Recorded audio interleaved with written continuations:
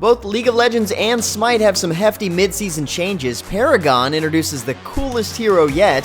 DFO gets us ready for the female Slayer. Black Desert follows up with the Mediah Part 2, and it looks like PlanetSide 2 is going straight up Command & Conquer Renegade.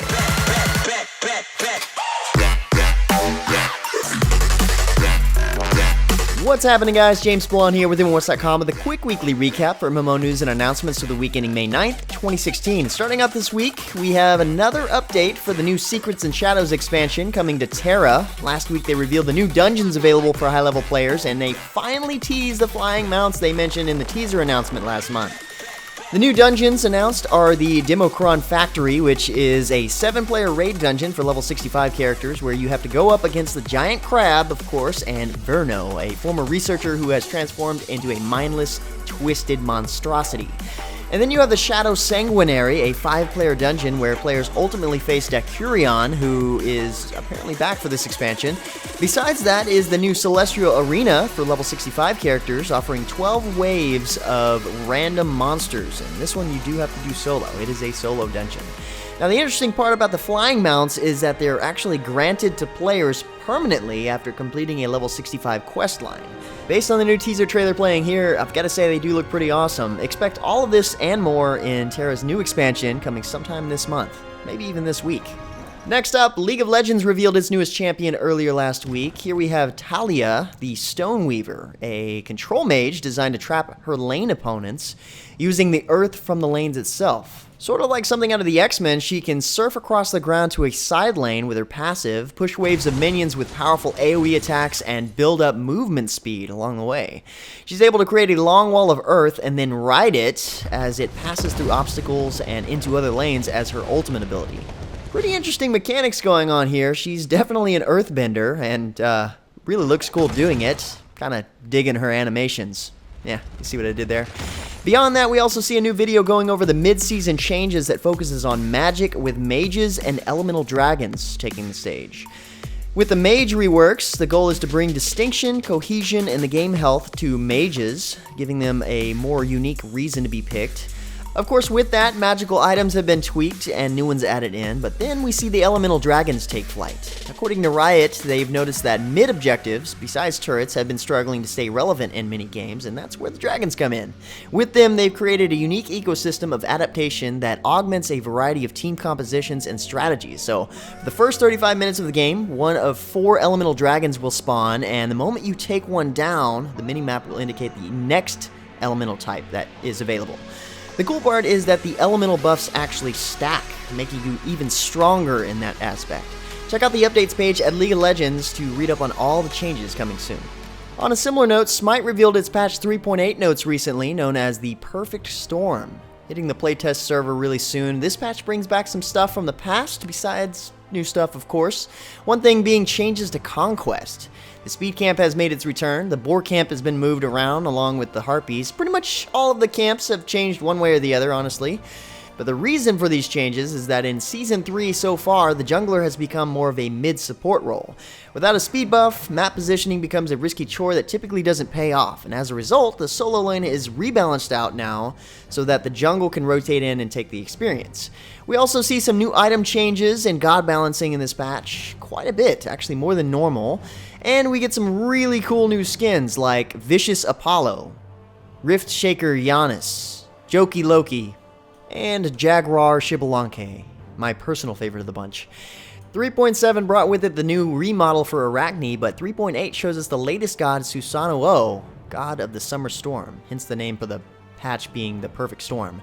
Susano is apparently Amaterasu's younger brother who likes to fight with her often. He's an assassin designed to do damage safely by managing enemy movement. That's interesting. Watch the new God reveal video or even check out the official patch notes for more details at the site posted at MMOHuts.com.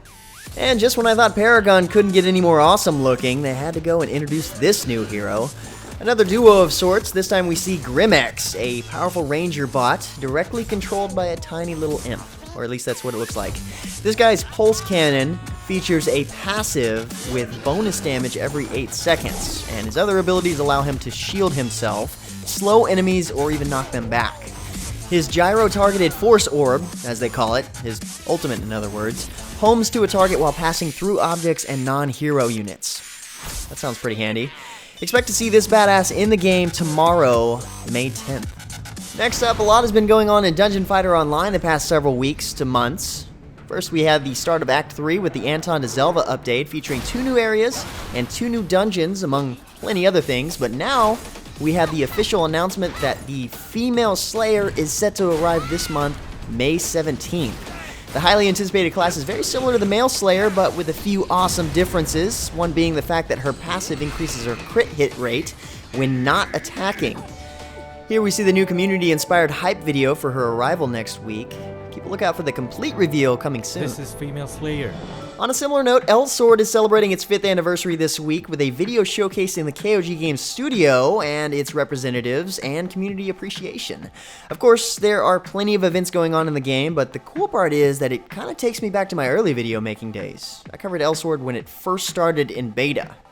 Check it out. Bringing you a video of a new free-to-play game called Elsword. This is a 2-dimensional, side-scrolling, beat-em-up style MMO published by the Killer Combo. Yeah, I'd say it's safe to say that I've learned a few things in the last 5 years of making videos. Anyway, congrats to Elsword for making it this far and only getting bigger along the way. Next up, we see the second part of the Mediah update for Black Desert launched this past week, revealing the mysterious pirate island shrouded in cloud north of Port Etheria.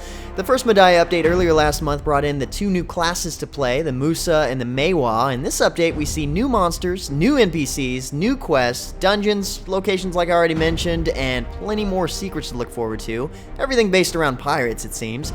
That makes 2 new areas and a new dungeon, so I'd say it's not the biggest update, but everything shown in the video is rather impressive, to say the least. Not to mention the continuation of bug fixes, which are always welcome. Well, it looks like the new MMORPG from Nexon, Riders of Icarus, finally decided to show off some gameplay for the Western version of the game. And we're looking for footage to show you guys from the Korean version, at least. So the game is currently in weekend-specific closed beta testing, with significant changes happening between the first and second closed beta weekend. And now, with this video, they've also announced the game is going into open beta on July 6th, which is still a ways away, so I'd expect to see a more traditional closed beta test in between now and then, especially since with this announcement they've also revealed the game's Founders Packs, which are now available for purchase. No way around it, games just have Founders Packs nowadays, blurring the lines between what you consider buy-to-play and free-to-play, unfortunately. The cool thing about these Founders Packs, though, besides giving you a head start access to the open beta, sometime probably in June, is the fact that you have a chance to win a free trip to DragonCon. All expenses paid, and also one of these 3 Alienware gaming rigs. So, if you plan to pick up a Founders Pack for this game, there's a little extra incentive for you. Next up, in celebration of the new Marvel movie Captain America Civil War, Marvel Heroes 2016 is holding an event, rolling out costumes inspired by the movie, starting with Captain America and Iron Man, of course. The rollout continues over the next couple of weeks, with new costumes for Ant-Man, Black Widow, Black Panther, War Machine, Winter Soldier, Hawkeye, and Scarlet Witch. Oh yeah, and Spider-Man. They've broken the events up into several parts, being released throughout the month, introducing new missions and experiences, free unlocks, and plenty more.